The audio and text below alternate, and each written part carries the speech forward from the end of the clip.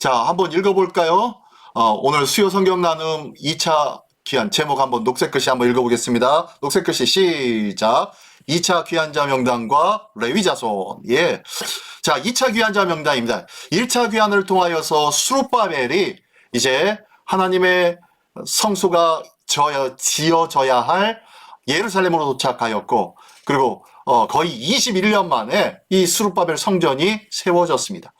자, 그리고 난 다음에요.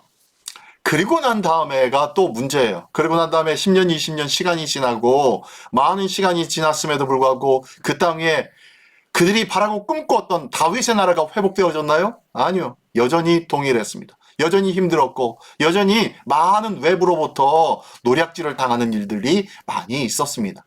그러한 가운데에서 다시 2차적인 부흥운동이 시작되어지는데요. 자, 지난 7장이었습니다. 7장에는 무엇이었었나요? 예, 아닥사스다 왕으로부터 이 조서가 내려졌죠. 기가 막힌 조서였지 않습니까? 어떻게 사람의 방법으로는 어떻게 이런 일들이 있을 수 없는 일들이 일어나게 된 것이 바로 이 두 번째 아닥사스다의 조서였어요. 이 조서를 통하여서 다시 한번 이스라엘 예루살렘에서 뭐가 회복되어지기를 하나님이 기대하고 또한 그것을 위해서 준비하신 거예요? 예, 예배가, 제사가 회복되어지기를. 제사가 희미해지고 신앙의 뜨거운 열정들이 사라져버린 그곳에 하나님께서 강압적으로 어떻게 해요? 자기들 마음껏 열심과 전심으로 처음에는 드리기 시작했지만 10년, 20년 시간이 지나다 보니까 그 마음이 다 식어졌단 말이에요. 그러니까 하나님이 어떻게 해요? 아닥사스다 왕으로부터 공무 집행을 해버리는 거예요. 그죠? 공적인 사무로 집행을 시켜버리는 거예요. 행정으로. 그래서 이 바사 왕국의 왕국을 위해서, 왕을 위해서, 왕자들을 위하여서 너희는 반드시 제사를 드려라 라고 하면서 제사에 다시 불을 지폈지요. 이렇게 불을 지피면서 파송한 자가 누구예요? 예, 에스라를 하겠죠. 오늘 이 에스라가 이제 7장부터 등장하는데, 자, 이제 7장에서는 왕의 조서 이야기가 끝났고요. 이제 에스라가 2차 귀환을 하는데 2차 귀환에 어떤 사람들이 있는지 그것을 쫙 기록하고 있는 내용이 8장의 말씀입니다. 이 오늘 8장에서 2차 귀환자 명단이 왜 있는지, 그리고 왜 레위 자손을 찾고 있는지에 대해서 같이 나누는데요. 한 절 한 절씩 한번 나누면서 나누기를 원합니다. 자, 2차 포로 귀환자 명단. 자, 포로 2차 귀환자 명단이네요. 이 포로 귀환 제2차 귀환입니다. 이 포로 2차 귀환이 언제 일어난 겁니까? 자, 1차는 언제 일어났었죠? 보겠습니다. 예. 1차 포로 귀환 때는요, BC 538년이에요. 한번 보십시오. BC 538년. 그 다음 2차 포로 귀환. 1차 포로 귀환 때는 스룹바벨의 영도로 인하여서 1차 포로 귀환이 있었고, 2차 포로 귀환 때는요, 에스라의 인도로 이끌어 줌으로 인하여서 2차 포로 귀환이 있는데 언제예요? BC 458년이에요. 자, 몇 년 차이가 나는 거예요? 몇 년 차이가? 예. 80년 차이 나네요. 80년. 80년의 시간들이 지난 거예요. 이 80년의 시간 동안 21년 동안 성전 건축했으니까 더합 어떻게 해요? 20년 빼면은 60년, 59년 후 성전 건축 봉헌식이 끝나고 난 다음에 59년이 지난 후에 2차 포로 기한이 있게 된 거예요. 59년 동안 하나님 앞에 처음에는 그들이 열심과 전심으로 제사를 드리려고 했는데 뭐 변화가 없어요. 특별한 변화가 없어요. 그러니까 모두가 다 풀이 죽어버렸죠. 그래서 다 집으로 돌아가고 자기 삶의 일들에 힘쓰느라고 그들이 그곳 하나님 성전에서 예배하는 것들을 마다해 버렸지요. 자, 이런 사건들이 일어나고 있었는데 2차 포로기한, 자, BC 458년 총 80년이 지난 후, 성전 건축 59년이 지난 후 2차 포로 기한을 통하여서 의무적으로 너희가 다시 제사를 회복해라, 예배를 회복해라 라는 사건이 나타난 거예요.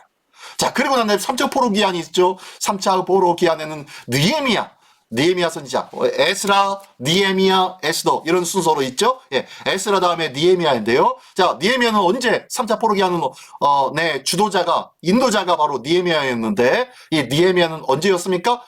BC 445년. 예. 몇 년 만인가요? 약 13년 정도. 13년 정도 만에 이렇게 돌아오게 된 거예요. 그죠? 이렇게 그들이 이렇게 돌아왔는데 돌아오고 난 다음에 에스라가 포로기한을 합니다. 자, 먼저 8장 1절부터 14절까지의 내용이 이 포로기한자 명단이 기록되어졌네요. 자, 한번 1절만 한번 제가 읽어볼게요. 아닥사스다 왕이 왕위에 있을 때에 나와 함께, 이 나가 누구예요? 에스라죠? 예, 에스라와 함께 바벨론에서 올라온 족장들과 그들의 계보는 이러하니라. 자, 아닥사스다 왕이 왕위에 있을 때에 이러이러한 사람들이 올라왔다 하면서 쭉 이름이 2절부터 기록되어집니다. 보니까요, 제가 노란 글씨와 그 다음에 파란 글씨, 하늘색 글씨로 이렇게 표기를 조금씩 달리했는데요. 자, 한번 노란 글씨 2절부터 한번 읽어볼까? 2절만요.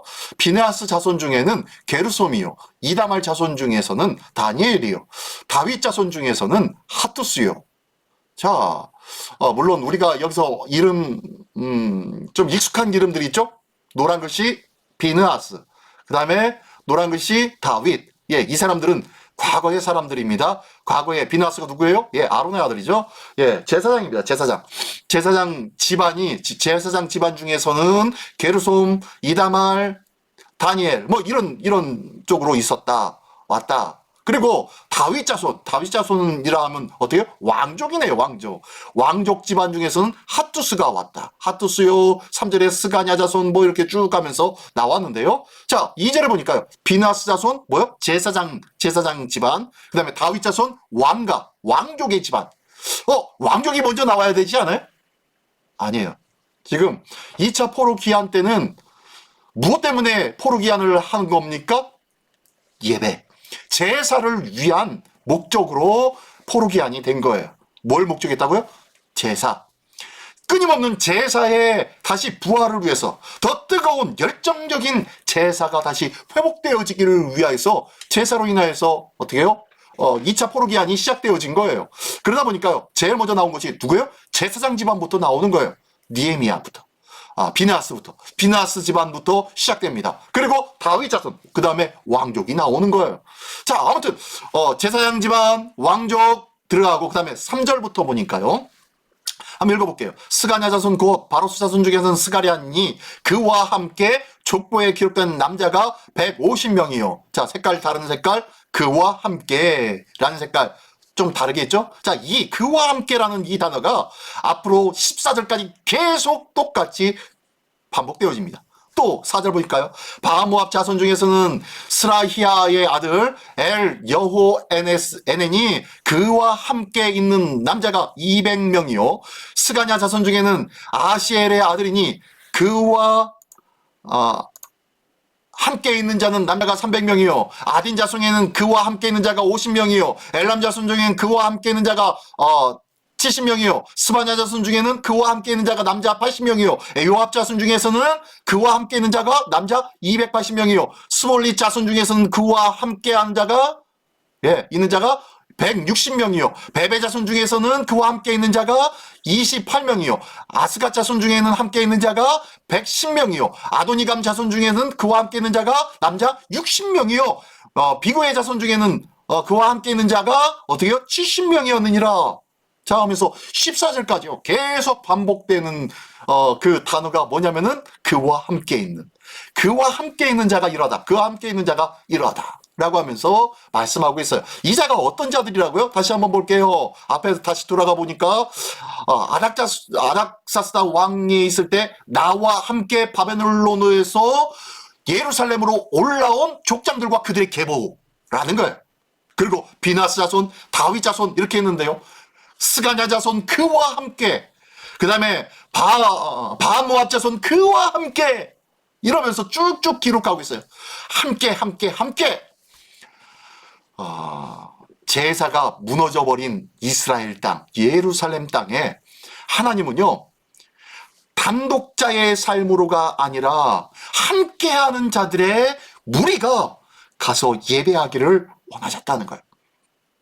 하나님은요, 우리 각 개인들이 하나님 앞에 정심으로, 전심으로, 열심으로 하나님과의 거룩한 만남을 갖는 정식기도 시간이나 그리고 개인적인 말씀 묵상 시간이나 이런 시간도 기뻐하시지만요, 하나님의 성전에서 제사하는 그것 또한 하나님이 기대하고 소망하는 거예요. 왜 그러냐면요. 그것은 한 사람만의 제사가 아니라 함께하는 제사이기 때문입니다. 하나님께서는요, 우리 교회를 세우신 목적이 있어요. 그는 함께하기 위함입니다. 코로나로 인하여서 대면 예배가 많이 희석되어져 버렸습니다. 코로나 이후에는 이 대면 예배가 희석되어짐으로 인해서 모두가 다 온라인으로 대체하는 예배가 뭐 그렇게 할 수도 있지 뭐 라고 하면서 동일하게 여겨지고 있어요. 다시 한번 얘기하면요, 대면 예배와 온라인 예배가 동등하게 여겨지게 되어졌단 말이에요. 정말로 그럴까요? 온라인으로 예배하고 있는 우리 여러분, 우리 권사님들, 우리 안수 집사님, 집사님들 어떠세요? 어떠세요? 이렇게 온라인으로 화면상으로 이렇게 예배하면은 정말로 대면 예배에서 드려진 그러한 감격과 그러한 마음이 동일하신가요? 그러지 않잖아요. 그렇죠? 그런데 마음과 육신은 편해요. 네?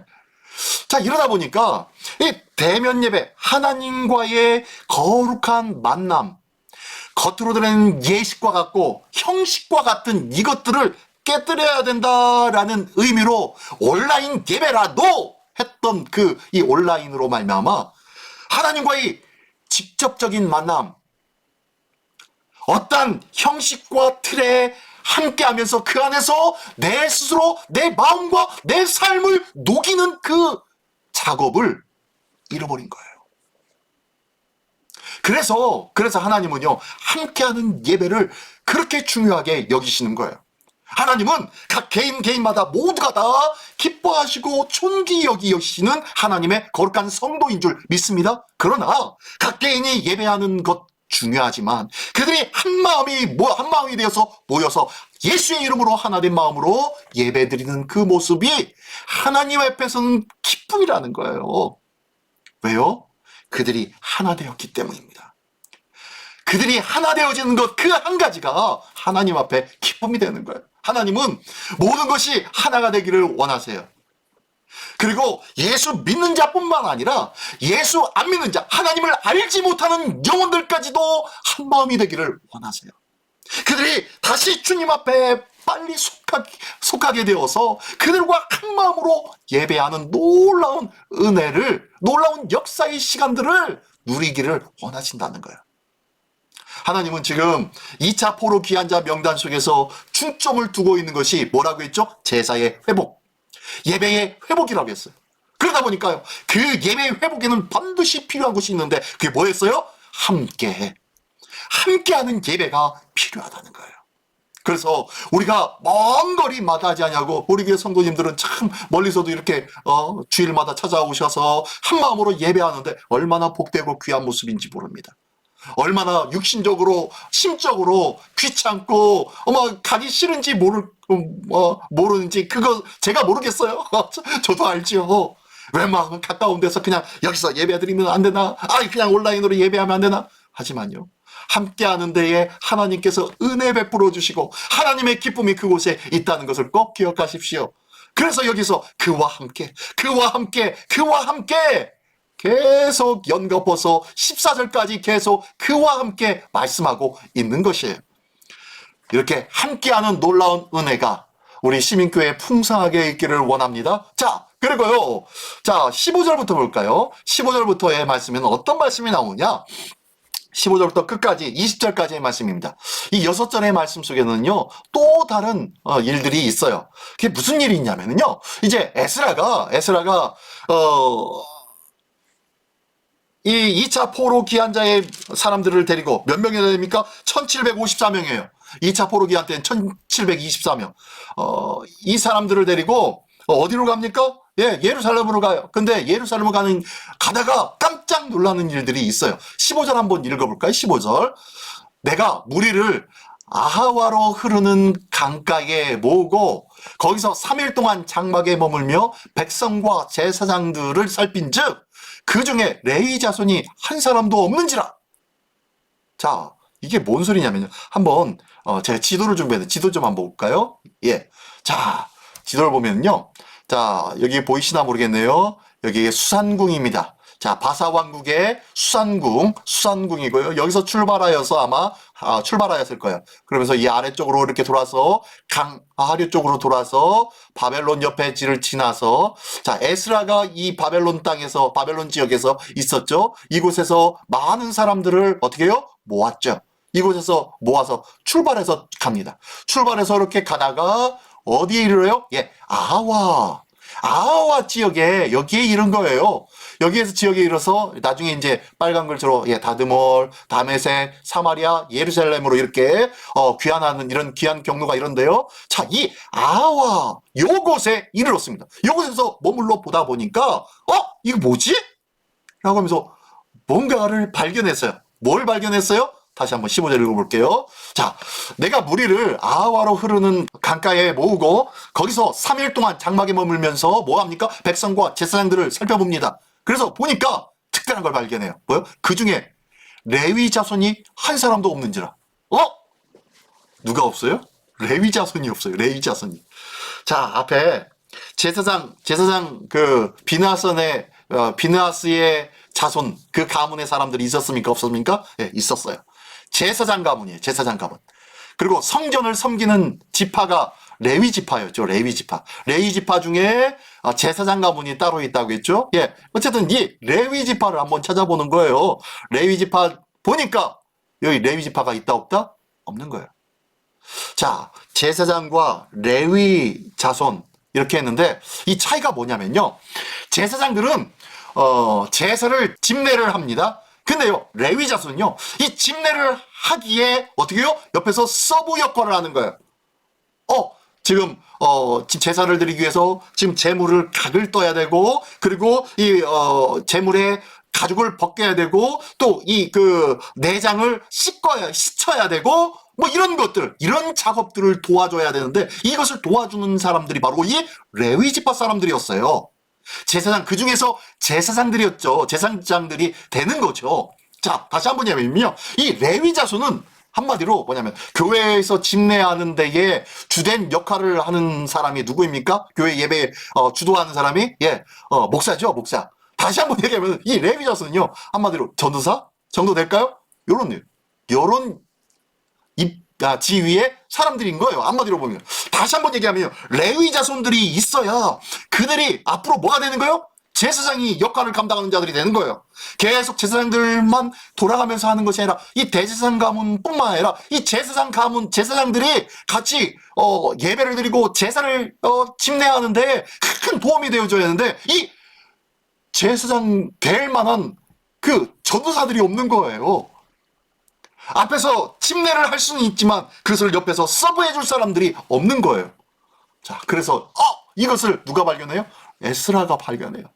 그래서 어떻게 합니까? 그래서 16절 볼게요. 이에 모든 족장 곧 엘리에셀과 아리엘과 스마야와 엘라단과 야립과 엘라단과 나단과 스가리아의 무슬람을 부르고 또 명철한 사람 요야립과 엘라단을 불러 가시베아 지방으로 보내어 그곳 족장 이또에게 나아가게 하고 이또와 그의 형제 가시베아 지방에 사는 르디님 사람에게 할 말을 일러주고 누구에게요? 르디님 사람. 이 르디님 사람들이 어떤 사람들이라고 했죠? 예. 성전에서 수종드는 사람들이라고 했죠. 성전에서 수종드는 사람, 이 사람들이 아마 이런 사람일 것이다 라고 추정하는데 어떤 사람들이었냐면은 지난 주에 말씀드렸습니다. 여호수아 장군이 가나안 땅을 점령할 때에 기브온 쪽에 사는 그런 한 부족의 사람들이 멀리서 온 것처럼 위장하고 치장해서 와가지고 멀리서 온 것처럼 하고 화친을 조약합니다. 조약을 맺고 나니까 바로 옆에 기브온 사람들이에요. 그래서 어떻게 합니까? 성전을 섬기는데 성전 장작을 패고 그리고 무슨 물을 기르고 이러는 수종드는 일들을 할 수 있는 사람들이 바로 그런 사람들로 사용하게 되는데 아마 그런 사람들이 아마 이 르디님 사람이라고 얘기했죠. 예, 이런 성전에서 수종드는 사람들, 이 사람들을 일러서 어떻게요? 그 사람들 섬길 자를 데리고 오라고 지금 한 거예요. 앞에서 말씀 전하는 사람도 필요하지만요. 성전 안에서 같이 그 일들을 도와서 함께 할 자들이 필요해요. 지난 우리 그 세례식을 했는데요. 세례식을 하면서 우리 장로님이, 우리 배장로님이 옆에 나오셔서 성수기를 들고 이렇게 서주셨어요. 그래서 제가 거기에 손을 넣어서 손을 담고 성부, 성자, 성령의 이름으로 세례를 베푸노라 라고 하면서 이것을 했어요. 자, 옆에서 이렇게 우리 장로님이 이렇게 물을 들고 있었는데 이것이 바로 이 레위 자손과 르디님 사람들이 행하였던 일들이라는 거예요. 하나님의 귀한 사역을 집례하기 위하여서는 반드시 도와주는 사람이 필요한 거예요. 이런 도와주는 사람들이 없다는 것을 보고 지금 에스라가 여기저기 알아보다가 결국에 어떻게 하면 르디님 사람들에게 할 말을 일러주고, 그리고 우리 성전에 우리 하나님의 성전을 위하여서 섬길 자를 데려오라고 이렇게 요청을 하고 있었던 거예요. 자, 그랬더니 어떻게 됩니까? 자, 18절로 20절만. 우리 하나님의 선한 손이 도우심을 입고 그들이 이스라엘 손자 레위의 아들 말리의 자손 중에서 한 명철한 사람을 데려오고 또 세레비아와 그의 아들들과 형제 18명과 하사랴와 무라리 자손 중 여사야와 그의 형제와 그의 아들 20명을 데려오고, 자, 많이 데려오네요. 이제 수십 명을 이제 모은 것 같아요. 자, 그리고 마지막 20절에 다윗과 방백들이 레위 사람들을 섬기라고 준 르디님 사람, 자, 레위 사람들을 섬기라고 준, 성전에서 이 많은 일들을 감당하는데 그들을 위해서 또 그들을 섬겨야 할 어디요? 르디님 사람, 종된 역할을 하는 사람들이에요. 예배를, 제사를 서브해주는 레위 사람들, 그 레위 사람들이 잘 서브해줄 수 있도록 그들을 또한 도와서 또다시 그들을 서브해주는 르디님 사람, 이 사람들을 성전 중 220명이었는데 그들은 모두 지명받은 이들이었더라. 220명씩이나 돼서 데려오게 되어지는 거예요. 자, 이런 일들이 있게 되어지네요. 예배는, 제사는 한 사람만의 예배가 아니에요. 예배만 드려도요, 제가 말씀하고 인도하지만 거기에는요 피아노 반주도 있고요, 그리고 빔 프로젝트를 하는 방송실에서 조정하는 사람도 있고요, 또 헌금위원도 있고요, 기도위원도 있고요, 그 밖에 안내위원도 있고요, 또한 예배 끝나고 나면 또 우리가 뭐 식사를 하게 되어지면 식사를 준비하는 또 여전도에서 열심으로 헌신하는 그 많은 분들이 어떻게 해요? 한 마음이 되어지는 거예요. 그 많은 분들이 하나가 되어질 때 온전한 예배가 되어지는 거예요. 그 중에 하나라도 어긋나지면요, 누군가는 마음에 불안하겠죠. 이거 없는데, 이 사람이 모자랐는데, 이런 일들이 준비가 안 됐는데 라는 것 때문에 서로가 불안하고 서로가 좀 찝찝한 마음으로 예배하기 시작하겠죠. 온전한 예배가 되기 위해서는요, 모두가 다 하나 된 마음으로 그 일들마다 다 충성되어져서 봉사하고 헌신하는 사람들이 필요하다는 거예요. 그러면요, 이 봉사하고 헌신하는 사람들은 어떤 사람들입니까? 뭐 어떤 녹봉을 받고 어떤 저기를 받는 건가요? 그리고 그런 사람들이 대우를 받나요? 아니요, 대우를 받지 않아요. 맛있게 음식을 잘 준비했다고 준비한 많은 그 여전도의 회원들 모두가 다 상을 받고 어떤 이렇게 수고비를 받고 그렇지 않습니다. 딱 하는 거는 또 이제 뭐 저나 또 몇몇 분들이 아우 맛있었어요, 너무너무 수고하셨어요 라는 그런 인사, 거칠애와 같은 그런 인사밖에 나왔지 않습니다. 한마디로 성전 안에서 예배를 위하여서 헌신하는 분들은요, 교회를 위해서 수리하고 점검하고 관리하고 청소하고 이러는 분들은요, 어떤 누구의 칭찬이나 누구의 수고비를 받거나 뭐 이런 것들을 위해서 헌신하는 분이 아니에요. 뭐요? 그 헌신하는 그 자체가 감사이고 은혜라는 것을 아는 자들이에요. 제가 지난주에 설명했죠. 저 르디님 사람들은 대단한 사람들이라는 거예요. 종들이었어요. 종들. 성전을 섬기는 종들이었어요. 성전에 섬기는 종들이 다시는 포로로 끌려가서 다시 예루살렘으로 돌아가면 다시 총노릇을 해야 되는데 그럴 필요가 없어요. 그냥 바벨론에 머물러 있다면은, 바사 땅에 머물러 있다면은 예루살렘에 가가지고 종노릇할 필요가 없어요. 그런데 그들은 마음에 다짐했어요. 마음을 작정하고 하나님의 성전으로 향한 사람들이 저렇게 레위 사람 수십 명과 르디님 사람 220명이 있었다는 거예요. 저 사람들은 하나님 앞에 존귀한 자들 아니겠습니까? 하나님이 얼마나 저들을 향해서 기뻐하셨을까요? 에스라가 2차 포로기한을 통하여서 1754명을 데리고 갔다고 했죠. 그러면 그 많은 사람들이 에스라에게 힘이 되어지고, 또한 에스라가 가서 예배가, 제사가 회복되어지는 일들을 감당하는데 모두가 다 힘이 되는 사람들이었을까요? 아니었죠. 그 많은 사람들 중에서 오늘 본문 앞에서 1절부터 20절까지 나와 있는 이 명단의 사람들, 이 사람들이 에스라에게 힘이 되는 사람들이었을 거예요. 지금 에스라가 이렇게 1절부터 20절까지의 명단을 쫙 기록한 것은요, 그냥 헛된 것이 아니에요. 아마 그들의 이름을 기록하면서 얼마나 가슴 깊이 참 이 사람 이런 일도 했었지, 맞아, 이 사람 나와 함께 하면서 이런 일들도 나와 함께 있었어 라고 하면서 얼마나 감격스럽고 얼마나 기쁨의 마음으로 그들의 이름 한자 한자를 기록하였을까요?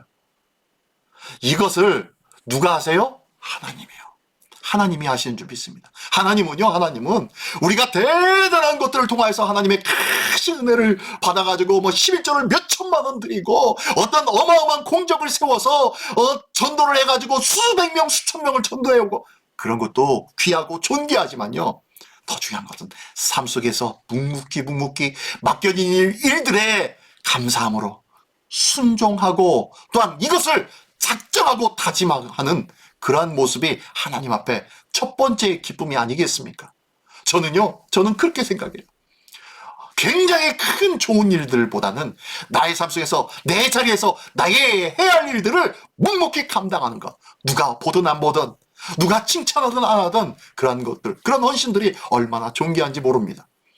지난번에 행사 때 이 모양 저 모양으로 각 곳곳에서 묵묵하게 소리 없이 헌신하고 하나님 앞에 드려진 그런 모습들을 제가 보았어요. 얼굴 싹 빨개질 정도로 헌신하며 땀을 뻘뻘 흘리면서 준비하시는 것들도 보았습니다.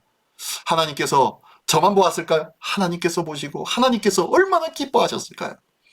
오늘 이 레위 사람을 찾는 에스라의 마음, 우리 하나님의 마음이고요, 오늘 예배의 자리로 오늘도 우리를 부르시는 하나님의 마음이신 줄 믿습니다. 이 귀한 은혜의 마음을 오늘도 가슴 깊이 새길 수 있는 우리 모두 되기를 원합니다. 그럼 우리 마음에 새겨볼 질문들, 오늘은 3개 정도 준비했는데요. 첫 번째 한번 보겠습니다. 나는 주님의 몸된 교회와 몸과 마음을 함께하고 있는가? 몸된 교회와 주님의 몸된 교회, 이 교회의 머리이신 예수 그리스도, 이 예수 그리스도의 몸된 이 교회와 나의 몸과 마음이 함께하고 있는지 한번 돌아보기를 원합니다. 두 번째로는요, 나는 예배 중심의 생활에 우선순위를 두고 있는가? 예배라는 그것이 얼마나 귀한 것인지를 다시 한번 깨닫고, 내가 정심을 다하여서 어떤 틀이나 외형적인 것들 때문에 이거 이렇잖아 저렇잖아 이런 말들도 있지만, 이 외형적인 것, 외식적인 것, 가식적인 것 같지만 이런 것들을 통해서 나의 삶과 나의 생각과 나의 하나님 앞에 드려지는 헌신의 마음들이 집중되어질 수 있다면요, 이것보다 더 귀한 것이 없을 거 아니겠어요?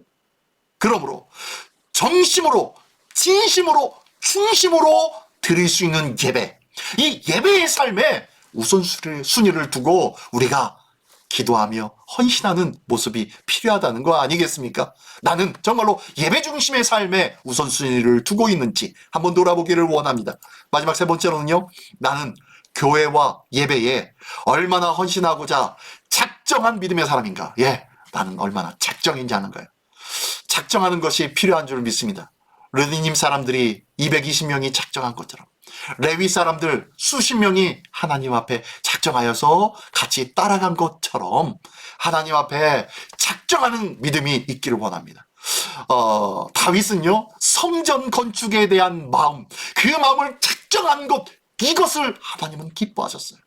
그는 성전 건축을 하지 못했지만 하나님 앞에 작정한 그 마음이 하나님 앞에 큰 기쁨이셨다는 것 기억하십시오. 오늘도 작정하는 것부터 나의 신앙의 생활 변화는 시작된다는 것을 기억하면서 오늘도 이 귀한 축복의 주인공이 되어지는 우리 모두가 되시기를 예수님의 이름으로 축원합니다. 기도하겠습니다. 전능하신 주님, 감사합니다. 오늘도 하나님의 말씀과 은혜 속에서 믿음으로 온전히 작정하는 자 되기를 원합니다. 예배 중심의 삶이 되기를 원합니다. 교회와 한 몸이 되는 믿음의 마음들이 우리에게 있기를 원합니다. 도와주시옵소서. 오늘도 주님 앞에 신실한 마음, 그리고 주님 앞에 작정하는 마음, 이 마음을 통하여 하나님 기쁨 되게 하여 주시고 그 기쁨의 삶으로 오늘을 승리하는 복된 하루하루의 삶이 되게 하여 주시옵소서. 모든 것 주님께 의탁드리오며 예수 그리스도의 이름으로 기도드리옵나이다. 아멘.